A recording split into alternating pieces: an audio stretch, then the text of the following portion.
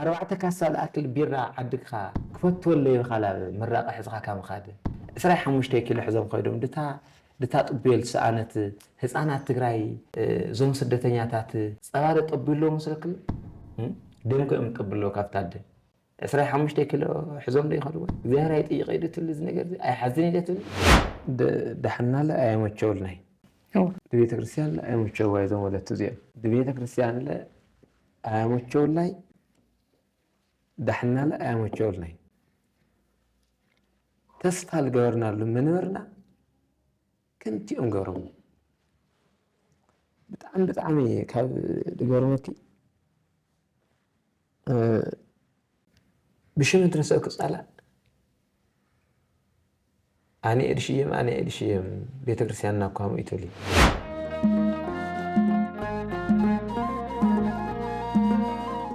هدما بوصو أبونا مرحى كريستوس نابي أزي نايزقنا ناي كهناتن مؤمنانن رئيتون حسابنيو كاب እግዚአብሔር ربنا كاب ጌታና መድኃኒትና ኢየሱስ ክርስቶስን ጸጋን ሰላምን ንኣኻትኩም ይኹን ክቡራትን ፍትዋትን ተመልከትና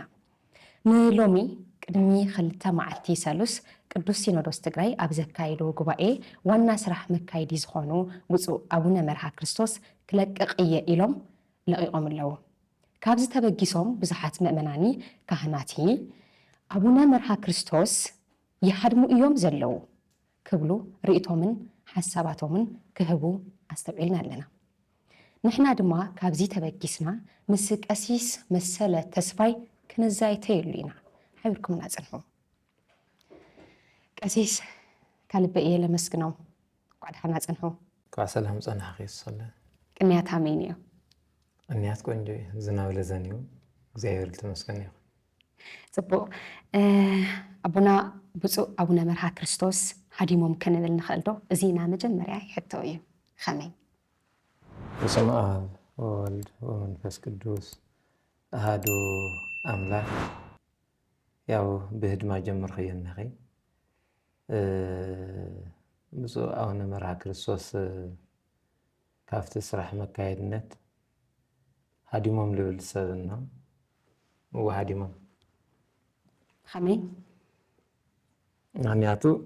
እግዚአብሔር ለይብሉ ቦታ እኳ ደኖ ኸይኑ ካብቲ ስርሖም ካብቲ ስራሕ መካየድነቶም እቲ ናይ ህዝቢ ጥያቄ እቲ ናይ ቤተክርስትያን ጥያቄ እቲ ብክልተ ሰለስተ ደሞዝ ምብላዕ ይቕረይ ልብል ናይ ህዝቢ ጥያቄታት ናይ ካህናት ጥያቄታት ናይ መምህራን ጥያቄ ህዝባዊ ማዕበል ብዚ ከኣሊ ድኽእል ነገራት የብለይ ክፈትሖ ኣይኽእል ብምባል ሃድሞም ካብና ምእመናን ሕቶ እዮም ሃድዮም ምክንያቱ ብፁዕ ኣቡነ መርሃ ክርስቶስ ይለዓሉልና ዝበለ ኣካል የለይ ካብ ርእሰይ ርእስ ማእተይ ኩሉ ትግራይ ዝተባሃለ ይለዓሉልና ዞም ወላድ እዚኦም ዝበለ ሰብ የለቲ እቲ ስራሕ ተኽልተ ሰለስተ ደሞዝ ስንለውሉ ኣንበሳ ምዃን ኣስናን ክህልዮ ነብርዎ እቲ መንበረ ሰላማ ልሸትት ቅድስና ልሸትት መንበረ ሰላማ ክኾን እንህዎ ካብ ወገንተኝነት ነፃ ድኾነ ካብ ከባቢያዊነት ነፃ ድኾነ መንበረ ሰላማ ናይ ቅዱሳን መሰረት ገብሩ ክኸድ እንህዎ ልብል ጥያቄ እንህዎ እምበይ ህዝቢ ኣቡነ ብፁዕ ኣቡነ መርሃ ክርስቶስ ይለዓሉና የብለ ስለዚ ባዕሎም እዮም ከዝሶም እዚ ናይ ህዝቢ ጥያቄ ልነቲ ብምሉእ ብኣነ ቃዕሚ ክምለስ ኣይኽእል ይብሎም እዮም ኣንሸራቶም መሰስ ብሎም ግን እግዚኣብሔር ለይብሉ ቦታ የለቲ ኣብ ኩሉ እሶም ግን ሃድሞም እዮም ብዙሓት ምእመናን ወይ ብዙሓት ወገናት ኣቡነ መርሃ ክርስቶስ ምህዳሞም ቅኑዕ እዩ ዝብሉ ኣለዉ ምክንያቶም ለለ ሕቶ እቲ ወለዶን እቲ ካህንን ክምልስ ከምቲ ዓንቶ ዝገለጹለይ ማለት እዩ ክምልስ ዝኽእል ግን ድማ ዝኽእል ብቕዓት የብለይን ካብ ዝብል እዮም ሓዲሞም ልብሉ ነይሩ እዮም እዚ ሓሳብ ተኣምንሉ ዶ ወይ ሓቅነት ነይዎ ዶ ሰባት ሃምኡ ክብሉ ክኾኑ ይኽእሉ እዮም ሃምኣ እንድሕ ኮይና ኣቕንዕ ትነብራ እያ ለምሳሌ ኣነ ድዚ ህዝቢ ካሳግሮ ይኽእል እዩ ድዚ መንበረ ሰላማ ካብዝ ላብ ክየ ማዕሎ ክወስዳ ይኽእል ደረጃ ቅድስና ካብ ግዜ ላብ ግዜ ወጣኒነት እንሆ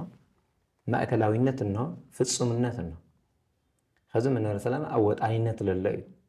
ላብ ማእከላውነት ካሸጋግሮ ኣይኽእል ቃዕሚ የብለይ ኣይበሉ ባዕሎም ሓመየ እዮም ዝበሉ እዞም ከም ዝብልሉ ወገናት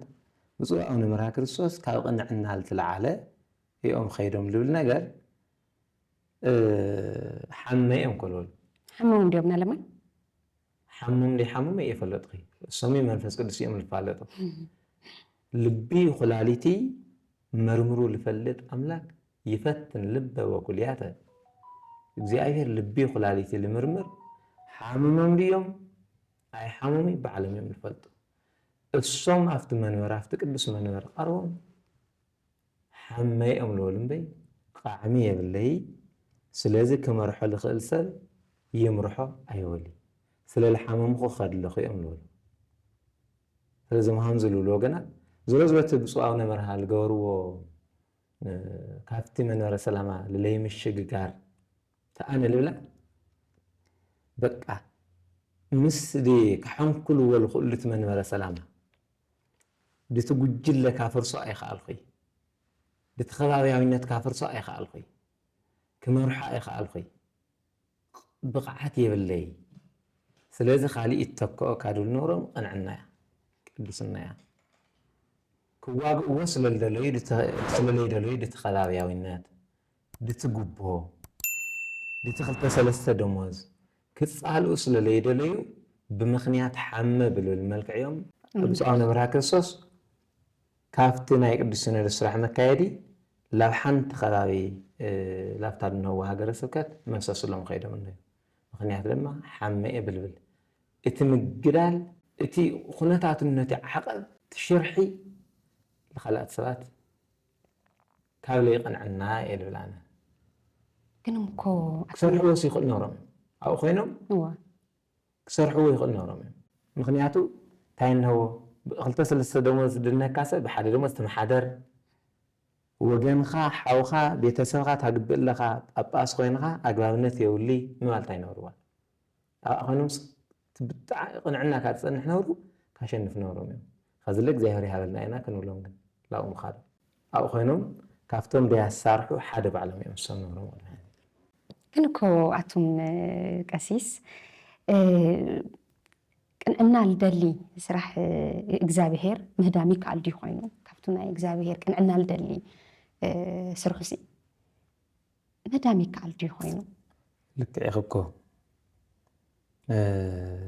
እግዚኣብሔር ዘይብሉ ቦታ የለ ኣኮ ዘወቱ ለመለኮት ዘበላእሉ ጠፈር ወዘበታቱ መሰረት ኣላ ጠፈር ውእቱ ወመሰረት ውእቱ ይብል ኣብ ባህሪ ያቆስ ኣቦና እግዚኣብሔር ሲ ድድይዋ ዓቐብ የብሊ ድወርዶ ቁልቁለት የብሊ ድጎየሉ ሜዳ የብሊ እግዚኣብሔር ልሾልኮሉ ቀዳዳ የብሊ ባዕሉ ዓቐበት እዩ ባዕሉ ቁልቁለት እዩ ባዕሉ ሜዳ እዩ ባዕሉ ኩላምሉ እዩ ሙሉእ በኩሉ እዩ እግዚኣብሔር ዘይብሉ ቦታ ላበይ ክኸይድ ካብዚ ሲ ሓደ መምህር ዮናስ ዝበሃል ምዕራፍ 12 ማቴዎስ ወንጌል ወይም ድማ መፅሓፈ ትንቢት ዮናስ ነንብብ ተለና እግዚኣብሔር ዘይብሉ ቦታ ክኸድሉ እዚ ህዝቢ ዝነነው ዝበሃል ህዝቢ ለይምለስ ህዝቢ ሓያል ህዝቢ ክመርሖ ይኽእል እየ ኣነ መዓት ክመፀካ ይተብለስ እግዚኣብሔር ብዝተዘዋወረ መንገዲ ክምሕሮ ስለዝኾነ ሓሻው ክበሃል እየ በቃ ልለይ ምምሃር ደልዩ ልለይ ምግልጋል ደልዩ ዮናስ ላብ እግዚኣብሔር ዘይብሉ ቦታ ክኸድሉ ላብ ተርሴስ ዝበሃል ከባቢ ትኸተለቲ ንውሕ ከይብለና እምበይ ኣብታ መርከብ ትፀዓንተለቲ ነግነግ ብላ ትጠልቕ ብላ ኣውሎ ነፋስ ትልዕሉ ከምዚ ኣውሎ ነፋስ ትልዕልዎም ነቲ ድዞም ወለትና ኣውሎ ነፋስ ምስ ተላዓለ ወጀብ ማዕበል ምስ ኮነ ደቅሱ ምስ ደቀሰ ጉዕዞ ላቐነሱ ቶም ሰባት ላብ ባሕር ላጥለቕዎ ላቐነሱ ጉዕዞ ላብ ባሕር ላጥለቕዎ ኮይኑ ግን ለለ ብዕፃስ ክንቃነሱ ነቕነቓቶም ኣይ ብናተይ መከራ እዩ እግዚኣብሔር ላብ ዘይብሉ ቦታ ክኸድ የብለየ ባዕለይ የገባሮ ደኣና ኣጥልቕ ንብልዎም ኣታል ነስታ ብለና ድዩ ብሎሞ ዕፃ ሸረድ ሃንበለ ግን ዮናስ በፅሑ ወላቲ ባሕር ትጠልቕ ክልተ እዳው ሒዞም ላብ ባሕር ጥልቖም ታተቐብልዎ ዓሳ ተቐብልዎ ወነበረ ዮናስ ውስተ ከርሰ አንበሪ 3 መዋዕለ ወ3 ለያሊ 3 ለይቲ 3 ቀትሪ أفتكر سأنوري هيوت انتي حلفة إجزاهر أملاك كل نجار مشتم يكاليو قطع لاهي ملسوه توخني لافتها لسألع ننوي خير تفقوه مالتي لا ننوي ملسوه تعالوا أستمر إجزاهر اللي يقول بطاي اللي مالتي هذا بس أنا مرا كرسوس همنا يوناس نجاري أم غورو منهم أقسم خلاص لا عدقرات خلابي مسس كبل اللي بالنجاري إجزاهر اللي يقول بطاي اللي تعيد ولا داويت قلتنا قروا نقرنا بتنميته وين بمزموره مالتي أيتينو أهور إمن فسكه وأيتينو أقوي إم قد مقصكه إمني أعرب وستسماي هيني أنت وإمني وردك وستقلاي هيني هالوك وإمني نسائك كنفة كما نسر وسررك اسكما هلك تبار هيني إديك تمرهني وتعنبرني يمانك هيك تعلتات جيجا سرحو تعلتات حالة معلت جيجا سرحت لك مزمورين يا داويد زي اللي يقول بوت على بيك خد ولا لا بسماي انت أرقخو أو إن أخا لا بحر تلقين تغرقو أو اسخنا كن فوسة كابيمان لا بسقام كابسقام لا بيمان تتملالسخو حزون نأتخا إدي أتمرحني نأتخا يماني أتنبرنول زي اللي يقول بوت يلي زي منفسيو زي ملكوتيو أو كل بوت عنه يقلبي مقلاس يكالي كاب እግዚአብሔር وقالو زي عمست امديو كاب እግዚአብሔር لامن لتسد يلي كواداس عدلها كتسرحم لا تقبئك بسم كري مسرحها مخنيات قبرها كاب እግዚአብሔር كتب اقبابنت يولي كتسرح كل مؤمن اسكلماتك قدس باولوس بتيموثيوس كما خرتلتي كل مؤمن اسكلمات كعدم تبتاموت امون خوني الاعلام خا بعلم كو مسرتهم فنبصوا ابوتاتنا بفلاي 4 يوم كبرنني بعلم مسرتهم بصاون مراكل سوس ام مسرات ما ينبساقدن هو تلمسرتو منبر نقدميت نكاي وسدو بعدمون وتطلع باليوم سم نقدميت كوسدو ولا تقبم خزيل كاب እግዚአብሔር لا حد بوتاك خدي انت ولسي بمن تأمره تمنور قدس منور تمنور ناب بوتاتنا منور تمنور اونتኛ منور لتግራይ ካሸጋግራል ጥራሕ ለቤተ ክርስቲያን ትግራይ ይሆን ለትግራይ ቤተ ክርስቲያን ከሰጋግራል خل እዚ ስም ምኽንያት ገውርካ እግዚአብሔር ስናይ ዝሐላፍ ኮይን ኻስ ናይ ዝምስግጋር ዝሐላፍ ገውርካ እግዚአብሔር ሲ እምቢ ክትብል በፍጹም አይሆን ለለይ መስራሕ ትደሊ እምቢ እግዚአብሔር ላይ ሁሉ ቦታ ሲል ይዛሐት أبينه حدا ساعات طرح بيت كريستيان دركب مسلم እግዚአብሔር طرح افتا منور دركب مسلم أو يخني أو إنه أرجع افت بيت كريستيان إنه እግዚአብሔር افت أول مرته من اللي እግዚአብሔር افت سبالت እግዚአብሔር الله افت كتما እግዚአብሔር التي افت قطر እግዚአብሔር ነው እግዚአብሔር ላይ ሁሉ ቦታ يلي أو كل ቦታ ነው እግዚአብሔር وأيت بعد እግዚአብሔር زنت يأكل وزنت يمسل እግዚአብሔር زي الأكل هذا بوتازو طرح زاو يدرك هذا بوتازو طرح إنه أي بهالي أو كل بوتان ندي هاميوناس إرجعتني عيد بس أنا مرا كريستوس كعدلت لنا إله بتزاور ملك عجو لافتنا قد السينودس مرحنتي هون لا خال إلا ولا يسرحتك وسرني خلق እግዚአብሔር تقالي ولا بوتاي اللي ذهبتي كاب سرح مكايد نتس هدمو أبونا خمتو مؤمنان كانت نولو ولا لو كاتحتات النتخ مملات ولا مهدامي كالدو كاتحتات نتامي قورو خذلا أفتو سلطانس نيو يوم أفتو هزم ممرحس نيو يوم أفتو مستخالص يملكتهم يوم خذلا نيو يوم يملكتهم كاتحتات نتلام اللي تقولي كاتحت سكعتاتي خلاتنا كود بس أنا بوتاتنا كحتنا يوم حدا لحتتنا يوم مخنيات قلصيو ناي خلاتنا أبوخم فوتينا يوم كوينا سألنا يوم كويل مثلا نهاد خد ساعتها مش جوك شقوق تحدا يأسروا تحدا يقرفوا تحدا صلاة تحدا فوتا يقروا ويخون نحنا دولنا يوم مستم بسقال طول الخمم دك حفتهم يدك حاو بخميل طولو بنعد بخمي بنعد النخميل النخم جري مساعتهم سعر يا رؤينا أبوتاتنا يا خم هاي تعدالونا بمعرع عين رؤينا لتحدا كبلع لتحدا كتأمي لتحدا العمان كسكر لتحدا لستكسن اي تقبروا تحدك خدن تحدك عرق أي تكبروا ميزاناوي فردي فردو تمات أنا دموز لكل كباس أحجبروا تحدى العقن تحدى دبل عشان حد راجباب النتيه ولي دبل نجاري حتنا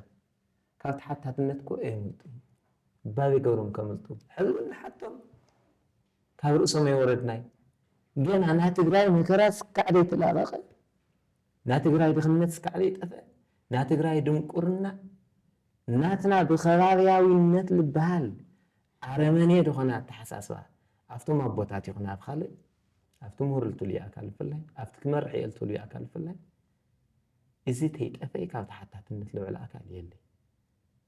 بس أنا مرة بعلم تحتاتي إذا أو قدرنا أنا دلنا إذا تقرأ لحد تحطه بيت كريستيان تحت تحطه بقوله نايشقت مأخل خوين على الله بيت كريستيان قنات إياك أنا كو قناي ناي جنزل مأخل تقرش البال نقر كافتا بيت كريستيان وصل بخال إزاي دي قبر خال أتيو الملكة كفتر تعود مرت نايسل كتونجل مأخل كتخل تبيت كريستيان وشتي ناي أملكو مأخل كتخل نايس قهودهم مأخل كتخل زاهر اللي من اللي خلا مأخل كتخل تبيت كريستيان أفت زوري على اللي نايشقت مأخل جن شوف تعلمنا على إنه تبولو كوجر لنا حتى مملات أي كالي እግዚአብሔር اللي يقول له بوتاون يلتي حتى ناون أو كل بوتا لا أسقط كركح تخونه يا إيه مدي صاحبتي لما أنتي كل حتتاتي كريتو حزبي مأمناني كانتي وكسي سامت عنتو لتناقر هو خزلة قبل عليب أباياسات استخايدة قالسي بحيلي منفس قدس تعويتو إلو نيو إزي تسمع معلوده مبروزي خطايو تخوي يقلصو هم التعوته بحيل منفس قدس إزي قالسي أنا هم قصد حق سيفلتي حكي بعلي مبرهانن بتعمل يتحقسه حمي بقى إيش لسي تايم ما كلك تحقسه يوصل يولي حدا بريم حنت تيت من بري حنت تأسم بري حنت تأسم نهيمن ورس جر مخان ريخ من فاس كل سكو يجور وذي زاهر كو يجور وذي نكرازي تعمل جرم كوي تناثنا يا إسي لا بخنا لا سألتنا حماقات أنا توم نمران دقات توم نمران كمي توم كانت توم دياقنا توم هزبي تناديتات تنجيجانو ديتاتنا ورد كي توارد لبلك ألم أيام بولي بتاعن ورد كي توارد سكال زي مدوشا كوي نايك نسب أولس كال كوي ناي منفس كنس كال كوي زاد وقوال 7 عمت لتناقرت توقال تنحنا نناقرو النبرناكو نايك زاهر كال كوي سمعنا باك زاهر سمعنا سرح منفس كنس رعد اتيلهم بجزاب على تم منبر كلك قجروه متى عيت خوينا مسك زهر خوينا سرحنا منفس كدس سرح لقينا سبات بدي من تايسو بدي من حنت نجر لقق دعتهمنا مسكن لنا منفس كدس يسرح بخياتنا يسمع سألوا يتوهابكم كويل بل ما شو حتى ما تيوسون قال لما نكبكم عن قحق هو بري خفت لكم حلف خراي يوحنس ndegana ታይብ ማንም ሰብ በሩ ካፍተ ለይ አፍደጎ ካፍተ ለይ ልኽእል ሰብ እንድሕራሃልዩ አፍደገ ቦታ አፍደገ ገዛው ቃለይና ኸሉ እግዚአብሔር መንፈስ ቅዱስ ሕድሕድ ምእመናን ሰምዕዎ ላ እግዚአብሔር ልጥራዕና የጥራዓን በጽሕ ሃምና ራሄል ብኽያት ንብዓትና ላ ስላሴ በጽሕ ሙሹሕ ዝድማ መጽኡ ፍትሕ ትገንዩ ርትዕ ትገንዩ ጅማሮታት ትገንዩ بري خفتيو إنيو بري تخفتو أي خالقي وشتم ولا بحمامي أي ولا أنا مراكو أي خالقي مس قال هاجر السكت حيلت هاجر السكت النو أم باقلنا هاجر السكت النو مساعتهم كم ما قت هاي خلي مساعتهم كتسأل أي خلي حيلا سرح مكايت النو تقرأي مساعتهم كم واقع أي خلي ولم يوم وشتم دقا حمامي أولا تولوا سلازي برد خافت النادي خال أسرات تركوهم مني لقارينا نقرات مني قانا كان غصر هلينا نعم نفسك بالسرعي أسرع الحق خسرح توقي يخبرين بن بيسرح كيف رمس قانا أملكو توداسي داخل يخون من نفسك بس ስላሴ ተመስገን መድኃኔ ዓለም ተመስገን በአይነ ምሕረት ርቃያ ቤተ ክርስቲያን ትግራይ ፈጣሪ ተመስገን ኩሉ ትግራይ ካመስገን ይግባእ ኩሉ ክርስቲያን መንፈስ ቅዱስ ካመስገን ይግባእ እዚ ጅማሮታ እዚ ኣብ 10 ዓመት ክርከብ ለይኽእል ብሓደ ሻዕ ሰምዑና እግዚአብሔር መንፈስ ቅዱስ ሰርሒ ቶም ሃምሉ ወገናት ትክክለኛ ዘና ከዚ ሕተ ይለለ ምስኣት ድሓሓዝያ እግዚአብሔር ይብሉ ንመንበረ ሰላማ ሓቂኑ ሓቃቂኑ ኣምፂእዎ ዘሎ ለውጢ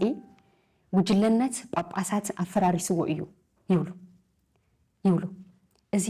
ብስራት እዩ ይብሉ ከዝለ ትክክል እዚ እንታይ ማለት እዩ ንምእመናኒ ልካህናቲ እንታይ ማለት እዩ እዚ ብስራት እዩ ትበሃል ተሎስ እንታይ ማለት እዩ ሓደ ነገር ለምጣኽየና ምሑቃን ልብል ነገር ሲ ልውፅኢት ኢኻ ትሕቆን ከዛ ሓደ ሰባት ትግራይ ኣብ ፀልማት ትግራይ ካብ ርእሰይ ርስማተይ ትግራይ ኣብ መከራ ትግራይ ኣብ ገለነት ትሕቆን ለ ቤተክርስትያን ተሓቁና ምሑቃን ካብ ልወፀ እዩ ታእስሙ ካብ ፀባ ይረግእማ ምስ ረግአ ላብ ለጋ ይኣቲ ላብ ለጋ ምስ ኣተየ ይሕቆን ተሓቁኑ እንታይ ይወፅእ 4 ነገር ይወፅእ እቲ ሓደ ምርጥ ዝኾነ ፀባ እዚ ጠስሚ ይወፅእ ተደልኻ ትጥሰሙ ከምና ራእያ ተደልኻ ኣስዕምኻ ትበልዕ ወቅላ ኣብርሆ ገፅ ይብል ጠስሚ ትፈልዕ ተለኻ ገፅኻ ብሩህ ይኾን ዓውሶ ትሰቲ ወይ ሕቋን ትሰቲ ተለኻ ካልሽም ይህልየካ ኣፅምትኻ ጠንካራ ይኾን መንጨባ ልበሃል እንደገና ፍልሕኻ ትሰቲ ሰውነትኻ ይፀሪ ኣጅወ ልበሃል ነት እንደገና ምርጥ ምግቢ 4 ነገራት ይወፅእ ንናቱ ይሕዝ ማለት እዩ عارف هناك بعرفه لازم نقول نقول زم حقان نهم منفس قدس يحقنوا تحقنوا 10 ثلاثة ጳጳሳት 10 ب3 ገጥሞም ክገጥሙ ገቡ መጀመርያ ናትና ሕቶ 2-3 ዓመት ኖሩ ብኽያትና ውሉ ናትና ብኽያት ሰምዑ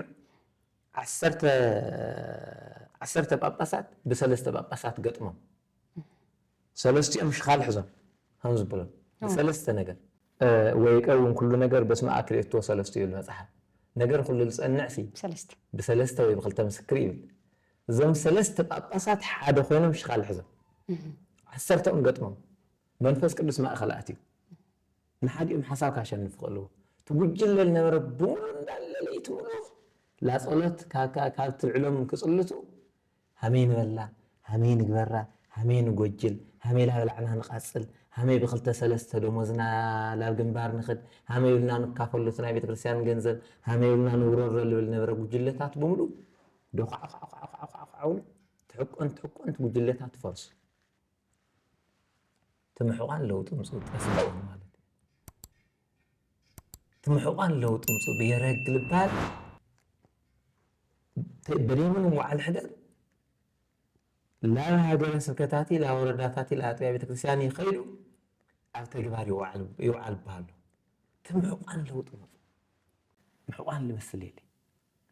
سوكو خذ سبورت الحصار حيت ممكن بيبالي حقون لما تقول خالك كولي تحقون اللي لو المسجد تلنا مرة خيرته بمول يقنص شواراتاتي تنكر من مرة سلالة ما تحقون مودة رأيه جمارة لو تتعتمه مالتي بريو بري نعم تبرر يوزي لا يوصلوا لزي إذا برزي ما عمية بريو إذا برزي من دحر خيدنا بتجارة ونت من دحر تنقص أصلا زمولة تزيو ناي سلام بري ناي صقال بري ناي فقر بري دخلنات كسعر لخل بري زي هاجرنات كارجاجز كده من الخير طرحنا نورا سلام عنت يغني هاجرنا تخرجات الخل بري زبرز قل البر كي مسلك بخلاص خفت مال لو من سلامه ولتنا قدس ينرس مرد لهونه بري بوليتيكا لبال ما ورديا زي ناي دخلنا الزرع التي او تقرا هذا هالي دزي برز كل طحشو بيت كريستيان تግራይ لقدمت كوسر لخلي بيلا لمحقان مسلك እና ምርጥ ለሆነ ምሕቃን ምርጥ ለሆነ በሪ ጉጅለታት ፈራርሲ ፍርክስክስ ለፈረስ ድማ ነው ኣብ ቐጻሊ ልኡኽ መጽየ ግን ምድምዳም ይከኣልዶ ምድምዳም ይከኣልዶ ማለት ካህናቲ ምእመናኒ ብፍላይ ዝሓድሽ ወልዶ ለካይዶ መንፈሳዊ ተጋድሎ ሕዚ በቃ ተዓዊቱ እዩ ኢልኻስ ምድምዳም ይከኣል ድዩ ወይለስ ዝቐሪ ነገር ንዩ ኣብዚ ኣብዚ ጉዳይ እዚ እኒሀ እዩ ዝቐሪ ነገር ብዙሓት እዮም እንታይ ይቐሪና ትጀምር ነው እንታይ ይቐሪና ተልንቐርያና ለምሳሌ ከባቢነት ገና ለይትና ኸእትና ዲ ከባቢያዊነት መንበረ ሰላማ ዘሙለትና ዲዮም ምኽእ ኣበል ዋይድና እዮም ንሓደ ከባቢ ሃምደይ ክርስቲያን ገብርኻ ምርኣይ ዓይነት በቃ ካብ ሓንቲ ከባቢ እምበይ ካብ ገለገለ ከባቢስ ካብ ካልኣት ከባብታትስ ቅዱስ መነኩሴ ሃምደይ ግን ዓይነት ገብርኻ ምርኣይ ተርእዮታት ነው እስቲ ምስና መጽሓፍ ቅዱስ ታሪኻት ኣድሓሕዝለይ ቀሲስ ሃመይ መስለኪ መቸም እግዚአብሔር አምላክ ብዘርኢ በዓልየት ኣይመርጽ ብኸባቢ ኣይመርጽ እስኻና ዝእገለ ዝኸባቢያኻ እስኻና ዝእገለ ዝኸባቢያኻ ኣይብል ለምሳሌ ትንብል ተለና እሊ ትእማር እኮ ንኣሕዛብ ወገን ኮያ ላብና አብርሃም ዘርኢ መጽሓፍ እኮ ትቆጽራ ኣይገርም ዲዚ ብዘርእኻ ብኸባቢኻ ናዚ ገቦ ዝውያኻ ናዚ ከባቢ ዝያኻ ዝበሃል ነገራት ብመጽሓፍ ቅዱስ የለቲ ብፍላይ ድሕሪ ስቅለት ክርስቶስ ኣምላክና ተሰቕሉ ካብዳ ድሕንና ብደሙ ካብዳ አሸጋገረና ካብዳ ድሕንና ድድሓር ሓንቲ ቅዱስ ጳውሎስ ዝነበሮ እስኻ ባርያኻ እስኻ ጠበብያኻ እስኻ ጭዋያኻ እስኻ ገለያኻ ዝበሃል ነገራት የለት